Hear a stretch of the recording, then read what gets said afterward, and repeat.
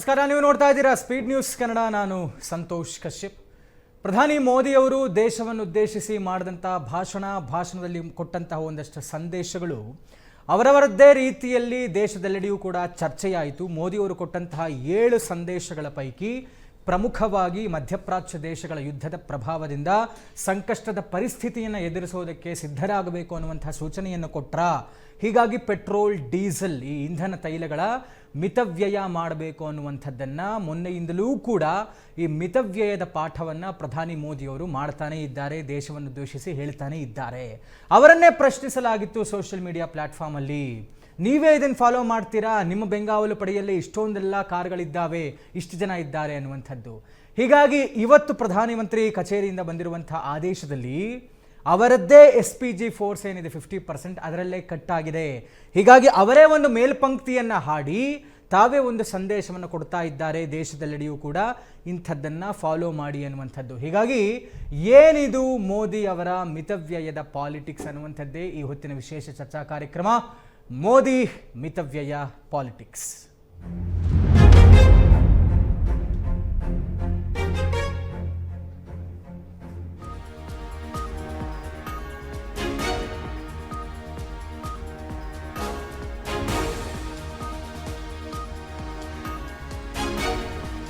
ಪದೇ ಪದೇ ಪ್ರಧಾನಿ ಮೋದಿ ಅವರು ಈ ಒಂದು ಮಿತವ್ಯಯದ ಪಾಠವನ್ನು ಮಾಡ್ತಾ ಇದ್ದಾರೆ. ಮಿತವ್ಯಯ ಮಾಡಿ ಅಂತ ಪ್ರಧಾನಿ ಮೋದಿ ಅವರು ಹೇಳ್ತಾ ಇರುವಂತಹ ಉದ್ದೇಶ ಏನು ಅನ್ನುವಂಥದ್ದು ಚರ್ಚೆ ಆಗ್ತಾ ಇದೆ. ಮೋದಿ ಅವರ ಈ ಒಂದು ಮಿತವ್ಯಯ ಪಾಲಿಟಿಕ್ಸ್ ವಿಪಕ್ಷಗಳು, ಪ್ರಮುಖವಾಗಿ ಕಾಂಗ್ರೆಸ್ ಕೆಂಡ ಕಾರ್ತಾ ಇದೆ. ಈ ಮಧ್ಯೆ ಪ್ರಧಾನಿ ಮೋದಿ ಅವರು ಕೊಟ್ಟಂತಹ ಸಂದೇಶವನ್ನ ಗುಜರಾತ್ ಮತ್ತು ಮಧ್ಯಪ್ರದೇಶ ಪಾಲಿಸಿದೆ. ಮೋದಿಯವರ ಆದೇಶ ಪೆಟ್ರೋಲ್ ಬದಲು ಎಲೆಕ್ಟ್ರಿಕ್ ವಾಹನಗಳ ಬಳಕೆ.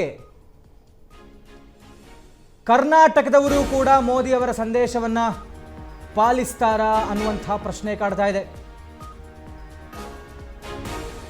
ಪ್ರಧಾನಿ ಮೋದಿಯವರ ಮಾತನ್ನ ಮಾನ್ಯ ಮುಖ್ಯಮಂತ್ರಿಗಳು ಸಿದ್ದರಾಮಯ್ಯನವರು ಒಪ್ಪುತ್ತಾರಾ? ಕರ್ನಾಟಕದಲ್ಲೂ ಕೂಡ ಇದನ್ನು ಫಾಲೋ ಮಾಡಲಾಗುತ್ತಾ? ಈಗಾಗಲೇ ಇವತ್ತಿನಿಂದಲೇ ಮೋದಿಯವರು ಮೇಲ್ಪಂಕ್ತಿಯನ್ನು ಹಾಡಿದ್ದಾರೆ. ರಾಜಕಾರಣಿಗಳ ಬೆಂಗಾವಲು, ವಾಹನಗಳಲ್ಲಿ 50% ಕಡಿತ. ಜೊತೆಗೆ ರಾಜಕಾರಣಿಗಳು ಕೂಡ EV ಎಲೆಕ್ಟ್ರಿಕ್ ವೆಹಿಕಲ್ಸ್ಗಳನ್ನು ಬಳಸಬೇಕು ಅನ್ನುವಂಥ ಸೂಚನೆ ಕೊಟ್ಟಿದ್ದಾರೆ. ಮತ್ತು ಅವರದ್ದೇ SPG ಫೋರ್ಸ್ ಏನಿತ್ತಲ್ಲ ವಾಹನಗಳು, ಅದರಲ್ಲಿ 50% ಕಡಿತ ಮಾಡಿದ್ದಾರೆ ಪ್ರಧಾನಿ ಮೋದಿಯವರು. ಜೊತೆಗೆ ಯಾವ ಯಾವ ರಾಜ್ಯಗಳಲ್ಲಿ ಎಲ್ಲರಿಗೂ ಕೂಡ ಕೊಟ್ಟಿದ್ದಾರೆ ಸಂದೇಶ, ಪ್ರಮುಖವಾಗಿ ಕಟ್ಟುನಿಟ್ಟಿನಿಂದ ಪಾಲಿಸಿ ಅಂತ. NDA ಸರ್ಕಾರಗಳು ಯಾವ ಯಾವ ರಾಜ್ಯಗಳಲ್ಲಿದೆಯೋ ಅಲ್ಲೆಲ್ಲವೂ ಕೂಡ ಇದನ್ನು ಅನುಸರಿಸಿ ಅನ್ನುವಂಥ ಸಂದೇಶ ಬಂದಿದೆ. ಹೀಗಾಗಿ ಕರ್ನಾಟಕವೂ ಕೂಡ ಇದನ್ನು ಅನುಸರಿಸುತ್ತಾ ಹೊಂದಾಣಿಕೆ ಮಾಡ್ಕೊಂಡು ಹೋಗಬೇಕಾಗತ್ತೆ. ಪರಿಸ್ಥಿತಿ ಸರಿಯಿಲ್ಲ, ಸರಿಯಾಗಿರೋದಿಲ್ಲ ಅನ್ನುವಂಥದ್ರ ಸೂಚನೆನ ಇದು ಅಂತ ಆದರೂ ಕೂಡ ಇವರು ಹೇಳಿದ್ದನ್ನೆಲ್ಲ ನಾವು ಫಾಲೋ ಮಾಡಬೇಕಾ ಅನ್ನುವಂಥದ್ದು ಒಂದು ಹುಂಬತನವನ್ನು ಬಿಟ್ಟು ಪರಿಸ್ಥಿತಿಗೆ ಹೊಂದಿಕೊಂಡು ಹೋಗಬೇಕಾದಂಥ ಅನಿವಾರ್ಯತೆಯೂ ಕೂಡ ಎದುರಾಗುತ್ತೆ ಕೆಲವೊಂದು ಸಂದರ್ಭಗಳಲ್ಲಿ. ಹೀಗಾಗಿ ರಾಜ್ಯ ಸರ್ಕಾರ, ಕರ್ನಾಟಕವೂ ಕೂಡ ಮೋದಿಯವರ ಆದೇಶವನ್ನು, ಸಂದೇಶವನ್ನು ಪಾಲಿಸುತ್ತಾ ಅನ್ನುವಂತಹ ಚರ್ಚೆಗಳಾಗ್ತಾ ಇದೆ. ಇದರ ಬಗ್ಗೆ ಮಾತನಾಡಿಸ್ತಾ ಹೋಗ್ತೇನೆ. ನನ್ನ ಜೊತೆಗೆ ಅತಿಥಿಗಳಿದ್ದಾರೆ. Congress ವಕ್ತಾರರಾದಂಥ Irshad Ahmed Sheikh, JDS ವಕ್ತಾರರಾದಂಥ HJ Umesh, BJP ವಕ್ತಾರರಾದಂಥ Shankaragouda Biradar. ಎಲ್ಲಿಗೂ ಕೂಡ ನಮಸ್ಕಾರ. ಚರ್ಚೆಗೆ ಆತ್ಮೀಯವಾದಂತಹ ಸ್ವಾಗತ. ನಾನು BJPಯವರಿಂದ ಶುರು ಮಾಡ್ಬಿಡ್ತೀನಿ. ಶಂಕರಗೌಡ್ರೆ, ಸಂದೇಶ ಏನೋ ಕೊಟ್ಬಿಟ್ರು, ನೀವು ಫಾಲೋ ಮಾಡ್ತಾ ಇಲ್ಲ ಸ್ವಾಮಿ, ನಿಮ್ಮ ಸುತ್ತಾನೆ ಇಷ್ಟೊಂದು ಕಾರ್ಗಳು ಹಾಕೊಂಡು ಓಡಾಡ್ತೀರಾ ಅಂತ ಚರ್ಚೆ ಆಗ್ತಾ ಇತ್ತು. ಕೇಳಿದ್ರು ಪ್ರಶ್ನೆ ಕೂಡ. ಹೀಗಾಗಿ ಅವರೇ ಒಂದು ಮೇಲ್ಪಂಕ್ತಿಯನ್ನು ಹಾಡಿದ್ದಾರೆ. ನಿಮ್ಮ ಫಸ್ಟ್ ರಿಯಾಕ್ಷನ್? ಇಲ್ಲ, ಹೌದು, ನರೇಂದ್ರ ಮೋದಿಜಿಯವರು ಅಂದರೆ ಅದೇ ಥರ ಯಾವುದೇ ಕೆಲಸವನ್ನು ಮೊದಲು ತಾನು ಮಾಡಿಬಿಡ್ತಾರೆ, ಇನ್ನು ಎಲ್ಲರೂ ಫಾಲೋ ಮಾಡಲಿ ಅಂತ. ನೋಡಿ, 2014 ಮುಂಚೆ ಈ ದೇಶದಲ್ಲಿ ಎಲೆಕ್ಟ್ರಿಕ್ ವಾಹನಗಳಿಗೆ ಸಬ್ಸಿಡಿ ಇರಲಿಲ್ಲ. ರೈಟ್. ಮುಂದಾಲೋಚನೆಯಿಂದ 2015ರಲ್ಲಿ PM1 ತಗೊಂಡ್ಬಂದರು. 2,67,000 ವೆಹಿಕಲ್ಗಳಿಗೆ ಸಬ್ಸಿಡಿ ಬಂತು. 2 ವೀಲರ್ಗೆ 25,000 ಸಬ್ಸಿಡಿ, ಕಾರ್ಗಳಿಗೆ 2.5-3 ಲಕ್ಷವರೆಗೂ ಸಬ್ಸಿಡಿ. ಇದು ದೂರಾಲೋಚನೆ ಲೆಕ್ಕಾಚಾರನ ಈ ಯುದ್ಧದ ಬಿಟ್ಬಿಡೋಣ. ಭವಿಷ್ಯದ ಅದೇ ಯಾವುದೇ ಒಂದು ದೇಶ ಮುನ್ನಡೆಸಬೇಕಾದ್ರೆ ಸರ್, ಯಾವುದೇ ಒಂದು ದೇಶ ಲಾಂಗ್ ಟರ್ಮಲ್ಲಿ ಗ್ರೋತ್ ನೋಡಬೇಕಾದ್ರೆ ಸೆಲ್ಫ್ ಸಸ್ಟೈನಿಂಗ್ ಇರಬೇಕು. ನಾವು ನಮ್ಮಲ್ಲಿ ಬಳಕೆ ಆಗುವ ಎಲ್ಲ ವಸ್ತುಗಳು ನಮ್ಮಲ್ಲಿ ಪ್ರೊಡಕ್ಷನ್ ಜಾಸ್ತಿ ಇರಬೇಕು. ನಾವು ಬೇರೆ ದೇಶಗಳ ಮೇಲೆ ನಾವು ಅವಲಂಬನೆ ಆದಾಗ ಏನಾಗುತ್ತೆ ಅಂದರೆ ನಾವು ಇನ್ನೊಬ್ಬರ ಕಪಿಮುಷ್ಟಿಗೊಳಗಾಗ್ತೇವೆ. ನೋಡಿ, Indian railway highest consumption diesel ಇದ್ದಿದ್ದು ಇಂಡಿಯನ್ ರೈಲ್ವೆ ಡೀಸೆಲ್ಸ್. ಸರ್ ನಿಮಗೆ 2014ವರೆಗೂ ಇಂಡಿಯನ್ ರೈಲ್ವೆ ಯಾವಾಗ ಬ್ರಿಟಿಷರ್ ರೈಲ್ವೆ ತಂದಿದ್ದು ನಮ್ಮ ದೇಶಕ್ಕೆ ಸರ್ ಕೇವಲ 20% ಇತ್ತು ಎಲೆಕ್ಟ್ರಿಫಿಕೇಶನ್. ಇವತ್ತು ಸರ್ 99.67%. ವೆರೆವರ್ ತುಂಬ ದೊಡ್ಡ ಗುಡ್ಡುಗಾಡೋ ಪ್ರದೇಶದಲ್ಲಿ ಹೋಗ್ಲಿಕ್ಕಾಗಲ್ಲ, ಆ ಥರದ ಪ್ರದೇಶಗಳಲ್ಲಿ ಮಾತ್ರ ಇಲ್ಲ. ಆಮೇಲೆ ಪೆಟ್ರೋಲ್ ನೋಡಿ ಸರ್, ಒಂದೇ 1% ಇವ್ರು ಮಿಕ್ಸ್ ಮಾಡ್ತಿರಲ್ಲ ಎಥನಾಲ್ನ, ಇವಾಗ 20%ಗೆ ತಂದು ನಿಲ್ಲಿಸಿದ್ದೀವಿ ಅಷ್ಟು. ಆಮೇಲೆ ಹೈಡ್ರೋಜನ್, ಇವತ್ತು ಅಮೆರಿಕ ಯೋಚನೆ ಮಾಡ್ತಿಲ್ಲ ಹೈಡ್ರೋಜನ್ ಬಗ್ಗೆ, we are thinking of it, already invest ಮಾಡ್ತಿದ್ದೀವಿ ಅದ್ರ ಬಗ್ಗೆ. ದೇಶ ಇನ್ನು 20 ವರ್ಷ 30 ವರ್ಷಕ್ಕೆ ಏನು ಮಾಡಬೇಕು ಅಂತ ಹಿಂದೆ ರಷ್ಯಾ, ಜಪಾನ್, ಜರ್ಮನಿ, ಅಮೆರಿಕ ಅಂತ ದೇಶಗಳು ಯೋಚನೆ ಮಾಡ್ತಿದ್ವಿ. ಇವತ್ತು ಭಾರತ ಅಲ್ಲ, do you include this in Aatmanirbhar Bharat? Yes, 100%. ಇದು ಅಂದ್ರೆ ಮೋದಿ ಅವ್ರಿಗೋಸ್ಕರ ಅಲ್ಲ, ಇಡೀ ದೇಶಕ್ಕಾಗಿ ನಾವೆಲ್ಲರೂ ಸೆಲ್ಫ್ ಸಸ್ಟೈನಿಂಗ್ ಆಗಬೇಕು. ನೋಡಿ, ಈಗಲ್ಲ 2015 ಆಗಸ್ಟಲ್ಲಿ ಹೇಳ್ತಾರೆ ನರೇಂದ್ರ ಮೋದಿಜಿ, ನಾವು ಫರ್ಟಿಲೈಸರ್ನ ಕಡಿಮೆ ಮಾಡಬೇಕು ಅಂತ. ಸರ್ ಇದು ಕಾಂಗ್ರೆಸ್ ಸರ್ಕಾರ ಆಳಿತಲ್ಲ 60-65 ವರ್ಷ, ಫರ್ಟಿಲೈಸರ್ ತರೋದು ಹೊರಗಡೆಯಿಂದ ಸಾಲ ಮಾಡೋದು, ತರೋದು, ಜನರಿಗೆ ಕೊಡೋದು. ಅಲ್ಲ, ಪ್ರತಿ ಬಾರಿಯೂ ಕೂಡ ಸ್ವಾವಲಂಬನೆ ಬಗ್ಗೆ ಮೋದಿ ಅವರು ಮಾತಾಡ್ತಾರೆ ಶಂಕರ್ ಗೌಡ್ರೆ, ಆದ್ರೆ ಕೆಲವೊಂದು ಆಪ್ಷನ್ ಇಲ್ವಲ್ಲ ನಮಗೆ. ಇಲ್ಲ, ಈಗ ನೋಡಿ, ಇಡೀ ಇಂಡಿಯಾದಲ್ಲೇ ನ್ಯಾನೋ ಫರ್ಟಿಲೈಸರ್ ಬಂದಿದೆ, 37% ಪ್ರೊಡಕ್ಷನ್ ಸ್ಟಾರ್ಟ್ ಆಗಿದೆ. It was nothing in 2014. Okay, so such a massive changes. ಇವಾಗ ಪೆಟ್ರೋಲು ನಾವು 80% ಇಂಪೋರ್ಟ್ ಮಾಡ್ಕೊಳ್ತಿದ್ದೀವಿ, ಹಿಂದೆ 98% ಇಂಪೋರ್ಟ್ ಮಾಡ್ಕೊಳ್ತಿದ್ವಿ. 18% cut off. ಎಸ್, ನಿಮ್ಗೆ ಇದು ದೇಶ ಜನತೆಗೆ ದುಡ್ಡು ಉಳಿತಿದೆ ಅಲ್ವಾ? ಅಂದ್ರೆ ಈ ಮೋದಿಜಿ ಅವ್ರು ಯಾರಿಗೋಸ್ಕರ ಮಾಡಬೇಕಾಗಿದ್ದು ಏನೂ ಇಲ್ಲ, ದೇಶ ಜನತೆಗಾಗಿ. ಪಬ್ಲಿಕ್ ಡೊಮೈನ್ ಮುಂದೆ ಇಡ್ತಾ ಇಲ್ವಾ ಕೇಂದ್ರ ಸರ್ಕಾರ?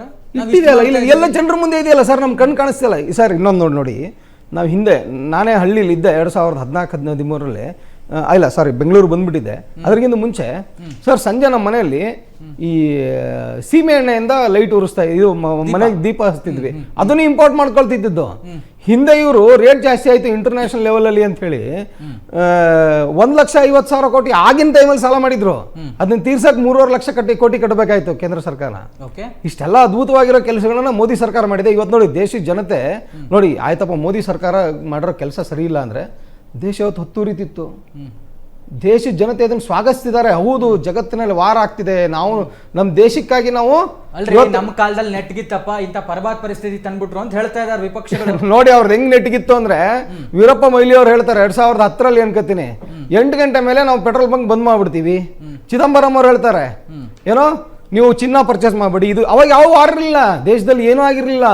ಆಮೇಲೆ ಆ ಪರಿಸ್ಥಿತಿ ಇವತ್ತಿಲ್ವಲ್ಲ.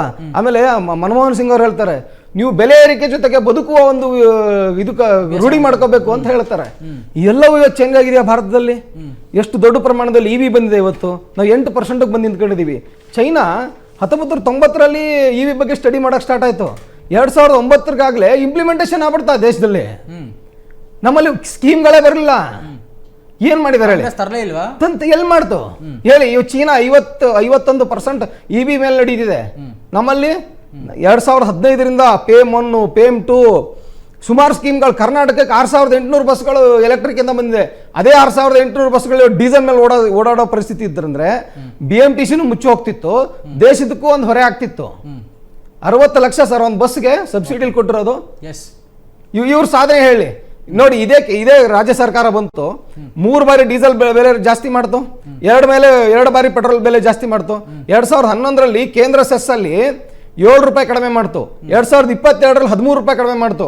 ಮೊನ್ನೆ 10 ರೂಪಾಯಿ ಕಡಿಮೆ ಮಾಡಿದೆ. ಇವರು 2011ರಿಂದ 14ರವರೆಗೂ ಬಂದು ಹೇಳಿದ್ರಲ್ಲ, ಚಿದಂಬರಂ ಆಗ್ಲಿ ಅವ್ರ ಸರ್ಕಾರದ ಪ್ರತಿನಿಧಿಗಳು 1 ರೂಪಾಯಿ ಕಡಿಮೆ ಮಾಡಿದ್ರ ಕೇಂದ್ರ ಸರ್ಕಾರ ಸೆಸ್ಗಳು. ಇವತ್ತು ಪೆಟ್ರೋಲ್ ಮೇಲೆ 0 ರೂಪೀಸ್ ಸೆಂಟ್ರಲ್ ಗವರ್ಮೆಂಟ್ ಹೋಗ್ತಿದೆ. ರಾಜ್ಯ ಸರ್ಕಾರ 18 ರೂಪಾಯಿ ತಿಂತಿಲ್ಲ ಸಿದ್ದರಾಮಯ್ಯ ಅವರು. ಜನರ ಬಗ್ಗೆ ಕಾಳಜಿ ಇದೆಯಲ್ಲಪ್ಪ ನಿಮ್ಗೆ, ಬಂದ್ ಮಾಡಿ ತೋರಿಸಿ ನೋಡೋಣ. ನಾಳೆಯಿಂದ ತೆಗೆದಾಕ್ರಿ ಅದನ್ನ. ನಿಮ್ ಜನರ ಬಗ್ಗೆ 18 ರೂಪಾಯಿ ತಗೋತಿದಿರಲ್ಲ 1 ಲೀಟರ್ಗೆ, ತೆಗೆದಾಕ್ರಿ ನೋಡೋಣ. ಈ ಕೇಂದ್ರ ಸರ್ಕಾರ ತೆಗೆದಾಕಿದೆ ತಾನೆ ಸಂಕಷ್ಟದ ಸಮಯದಲ್ಲಿ. ನೀವೇನ್ರಿ ಮಾಡಿದಿರ ಜನಕ್ಕೆ? 1 ಎಳ್ಳು ಕಾಳಿನಷ್ಟು ಕೆಲಸ ಮಾಡಿದಾರ ಕಾಂಗ್ರೆಸ್ ಸರ್ಕಾರ ರಾಜ್ಯದಲ್ಲಿ ಇದ್ಕೊಂಡು? ಓಕೆ, ಎಸ್ ಉಮೇಶ್ ಅವರೇ, ವಿಪಕ್ಷಗಳಂತೂ ಮುಗಿಬೀಳ್ತಾ ಇದ್ದಾವೆ. ಆಡಳಿತ ವೈಫಲ್ಯ, ಸರಿಯಾಗಿ ಮುನ್ನಡೆಸ್ತಾ ಇಲ್ಲ ದೇಶನ, ಇಂಥ ಸ್ಥಿತಿಗೆ ತಂದುಬಿಟ್ರು, ಇವರೇ ಮಿತವ್ಯಯದ ಪಾಲಿಟಿಕ್ಸ್ ಮಾಡ್ತಾ ಇದ್ದಾರೆ ಅಂತ ಏನು ಹೇಳ್ತೀರಾ ನೀವು? ಫಸ್ಟ್ ರಿಯಾಕ್ಷನ್ ನೋಡಿ, ಮಿತವ್ಯಯದ ಒಂದು ಕರೆಯನ್ನ ಇವತ್ತಿಂದೇನಲ್ಲ ಸರ್, ಅದು ನೆಹರು ಕಾಲದಿಂದಲೂ ಸಹ ಮೋದಿ ಕಾಲದವರೆಗೆ ನಡೆದು ಬಂದಿದೆ. ನೋಡಿ, ಬರ ಮತ್ತು ಕ್ಷಾಮ, ಅತಿವೃಷ್ಟಿ ಅನಾವೃಷ್ಟಿ ಆದಂಥ ಸಂದರ್ಭದಲ್ಲಿ, ಯುದ್ಧದ ಭೀತಿ ಆದಂಥ ಸಂದರ್ಭದಲ್ಲಿ, ಈ ವಿಸ್ಮೇಜರ್ ಅಂತ ಹೇಳ್ತೀವಿ ದೈವಿ ಕೃತ್ಯಗಳು ಆದಂಥ ಸಂದರ್ಭದಲ್ಲಿ, ಈ ಫ್ಲಡ್ಸ್ ಅಥವಾ ಭೂಕಂಪ ಆದಂಥ ಸಂದರ್ಭದಲ್ಲಿ ಅನಿವಾರ್ಯವಾಗಿ ರಾಷ್ಟ್ರ ನಾಯಕರು ಕರೆ ಕೊಟ್ಟಂಥ ಸಂದರ್ಭದಲ್ಲಿ ವಿ ಶುಡ್ ಫಾಲೋ. ನಮ್ಮನ್ನ ಈ ಥರ ನಡ್ಕೊಳ್ಳಿ ಅಂತ ಹೇಳೋರು ಯಾರು? ರಾಷ್ಟ್ರ ನಾಯಕರು. ಅದಕ್ಕೆ ನಾವು ಅವರಿಗೆ ಎಗಲಾಗಿ ನಿಂತ್ಕೋಬೇಕು ಹೊರತು ಅವರು ಕರೆ ಕೊಟ್ಟದನ್ನು ನಾವು ರಾಜಕೀಯವಾಗಿ ಟೀಕೆ ಮಾಡೋದು ತಪ್ಪು ಅಂತ ನನ್ನ ಅಭಿಪ್ರಾಯ. ಮತ್ತೆ ನಮ್ಮ ಪಕ್ಷ ಇದನ್ನ ಖಂಡಿಸ್ತದೆ ಸರ್. ಇದು ಇವತ್ತು ಪ್ರಧಾನಮಂತ್ರಿ ನರೇಂದ್ರ ಮೋದಿ ಅವರು ಅನಿವಾರ್ಯವಾಗಿ ಹೇಳಿದ್ದಾರೆ ಇದನ್ನ. ಏನು ಹೌದು, ಯುದ್ಧ ಕಾಲದ ಯುದ್ಧ ಆಗಂತ ಸಂದರ್ಭದಲ್ಲಿ ಕಳೆದ ಬಾರಿ ನೋಡಿದಿರಿ ತಾವೆಲ್ಲಿ ಆರ್ಮೋಸ್ ಜಲಸಂಧಿ ನಮ್ಮಲ್ಲಿ ಹಡಗುಗಳು ಬರ್ತಾ ಇಲ್ಲ, ಪೆಟ್ರೋಲಿಯಂ ಪ್ರಾಡಕ್ಟ್ಸ್ಗಳು ನಮ್ಮ ದೇಶಕ್ಕೆ ಬರೋಕ್ಕೆ ಸಮಸ್ಯೆ ಆಯ್ತೈತೆ. ಇದು ಇಂಟರ್ನ್ಯಾಷನಲ್ ಟ್ರೀಟೀಸ್ಗಳು ಏನೋ ಸ್ವಲ್ಪ ವ್ಯತ್ಯಾಸ ಆಗಿದೆ ಅಂತ ಒಂದು ಕಾರಣದಿಂದ ಈ ಸ್ವಲ್ಪ ದಿನಗಳ ಕಾಲ ತನಕ ಚಿನ್ನವನ್ನು ಖರೀದಿ ಮಾಡಬೇಡಿ, ಪೆಟ್ರೋಲಿಯಂ ಇದನ್ನ ಉಪಯೋಗಿಸ್ಬೇಡಿ, ಸ್ವಲ್ಪ ಕಡಿಮೆ ಮಾಡಿ ಅಂತ ಹೇಳಿದ್ದಾರೆ. ಅದನ್ನು ಉಪಯೋಗಿಸ್ಬಿಡ್ಲಿ ಅಂತ ಮಾಡಲೇಬೇಡಿ ಅಂತ ಹೇಳಿಲ್ಲ, ಚಿನ್ನವನ್ನು ಖರೀದಿ ಮಾಡಲೇಬೇಡಿ ಅಂತ ಹೇಳಿಲ್ಲ, ಫಾರ್ ಸರ್ಟನ್ ಟೈಮ್ ಮಾಡಿ ಅಂತ ಹೇಳಿದ್ದಾರೆ.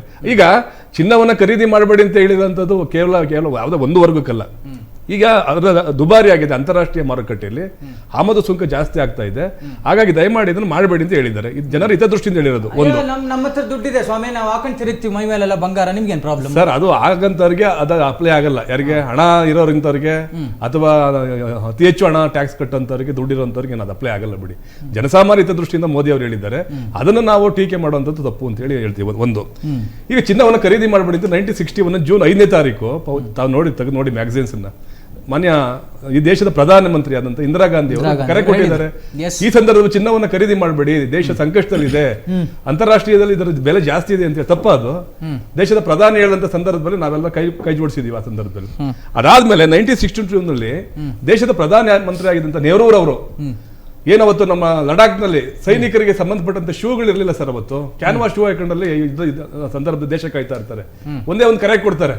ಅವತ್ತು ಬಂದಿದ್ದು 22 ಕೋಟಿ ಹಣ ಈ ದೇಶದ ಜನ ಕೊಡ್ತಾರೆ ಈ ಸೈನಿಕೋಸ್ಕರವಾಗಿ. ಅವತ್ತು ಮಾನ್ಯ ಪ್ರಧಾನಮಂತ್ರಿ ಅವರ ಯಾರು ನೆಹರು ಅವರ ಪುತ್ರಿಯಾದಂತ ಈ ದೇಶದ ಉಕ್ಕಿನ ಮಹಿಳೆ ಇಂದಿರಾ ಗಾಂಧಿ ಅವರು ಸಹ ಬಂಗಾರವನ್ನು ಕೊಡ್ತಾರೆ ದೇಶಕ್ಕೋಸ್ಕರವಾಗಿ ಅಂತ ನಿದರ್ಶನಗಳಿದ್ದಾವೆ. ಅದಾದ್ಮೇಲೆ ಕೇವಲ ಅದೊಂದೇ ಸಂದರ್ಭದಲ್ಲ ಆಗಿಲ್ಲ.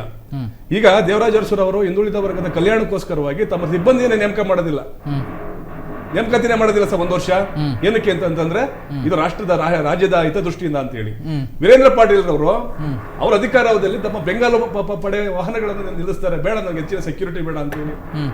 ಅದಾದ್ಮೇಲೆ ನೀವು ಬಹುಶಃ ಕಾರ್ಗಿಲ್ ಯುದ್ಧದ ಸಂದರ್ಭದಲ್ಲಿ ನೋಡಿದಿರಲ್ವಾ, ಇಡೀ ಒಂದೇ ಒಂದು ಕರೆ ಕೊಡ್ತಾರೆ. ಯಾರು ನಮ್ಮ ಇವರು ಸನ್ಮಾನ್ಯ ಅವತ್ತಿನ ಕಾಲದಂತ ಪ್ರಧಾನಿ ಆಗಿದ್ದಂಥವ್ರು ಏನಂತ ಹೇಳ್ತಾರೆ, ಈ ದೇಶ ಸಂಕಷ್ಟದಲ್ಲಿದೆ, ಕಾರ್ಗಿಲ್ ಯುದ್ಧದಲ್ಲಿ ಸ್ವಲ್ಪ ಸಮಸ್ಯೆ ಆಗಿದೆ ಅಂತ ಹೇಳಿ. ಆಗ ಅಟಲ್ ಬಿಹಾರ ವಾಜಪೇಯಿ ಅವರ ಕರೆಗೆ ಇಡೀ ರಾಷ್ಟ್ರದಲ್ಲಿ ಎಲ್ಲ ದೇಣಿಗೆಯನ್ನು ಕೊಡ್ತಾರೆ, ಬಟ್ಟೆ ಬರಿಯಿಂದ ಆಹಾರ ಧಾನ್ಯಗಳಿಂದ ಹಿಡಿದು. ಈಗೇನು ನಾವು ದೇಣಿಗೆ ಕೊಡ್ಬೇಕು ಅಂತ ಕಾಂಗ್ರೆಸ್ ಅವ್ರು ಕೇಳ್ತಾ ಇದ್ದಾರೆ. ಅಸ ಕಾಂಗ್ರೆಸ್ನವ್ರದ್ದು ಏನು ಮೊಸರು ಕಲ್ಲು ಹುಡ್ಕೊಂತ ಕೆಲಸವನ್ನ ಮಾಡ್ತಾ ಇದ್ದಾರೆ. ಈ ದೇಶವನ್ನ ಅವರು ಈಗ ಒಂದು ಯಾವುದೇ ಕಾನೂನುಗಳನ್ನ ತರಲಿ ಅದಕ್ಕೊಂದು ಪ್ರಶ್ನೆ ಮಾಡ್ತಾರೆ. ಪ್ರಧಾನಮಂತ್ರಿ ಮೋದಿ ಅವರು ಕರೆ ಕೊಟ್ಟಂತ ಸಂದರ್ಭದಲ್ಲಿ ಹೌದು ಈಗ ರಾಷ್ಟ್ರವನ್ನು ಮುನ್ನಡೆಸ್ತಾ ಇರೋದು ಯಾರು ಸರ್? ಯಾರು? ಸನ್ಮಾನ್ಯ ನರೇಂದ್ರ ಪ್ರಧಾನಮಂತ್ರಿ ಆದ ನರೇಂದ್ರ ಮೋದಿ ಅವರು ಅಲ್ವಾ? ಅವರು ಕರೆ ಕೊಟ್ಟವ್ರು ಅಂತಂದಾಗ ಈ ಒಕ್ಕೂಟ ವ್ಯವಸ್ಥೆಯಲ್ಲಿ ರಾಜ್ಯಗಳು ಸಹ ಅವರಿಗೆ ಏನ್ ಮಾಡ್ಬೇಕು, ಬೆಂಬಲವನ್ನು ಕೊಡಬೇಕು. ಇವರು ಬೇರೆ ಹೇಳಿದ್ದೆಲ್ಲ ಕೇಳಬೇಕು ಅಂತ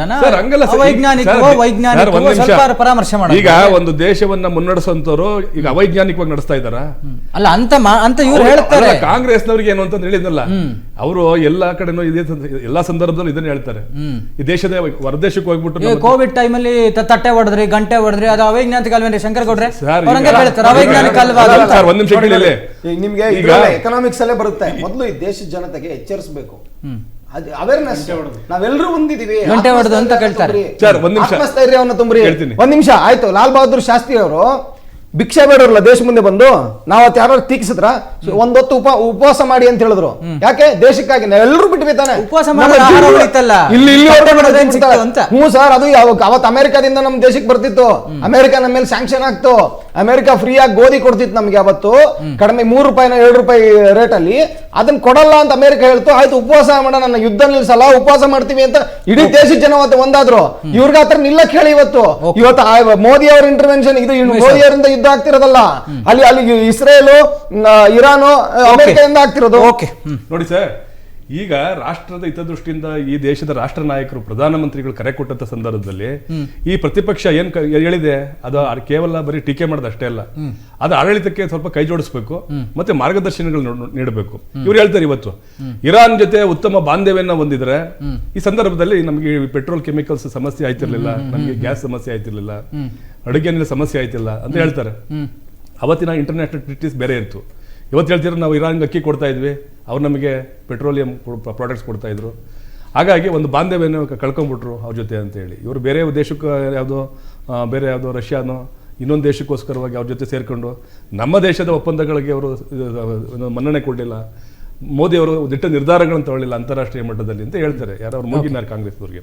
ಈ ರಾಷ್ಟ್ರವನ್ನು ಮುನ್ನಡೆಸೋದು ಮೋದಿ ಅವರಿಗೆ ಗೊತ್ತು, ಏನ್ ಮಾಡಿದ್ರೆ ಯಾವ ಸಂದರ್ಭದಲ್ಲಿ ಅಂತ ಹೇಳಿ.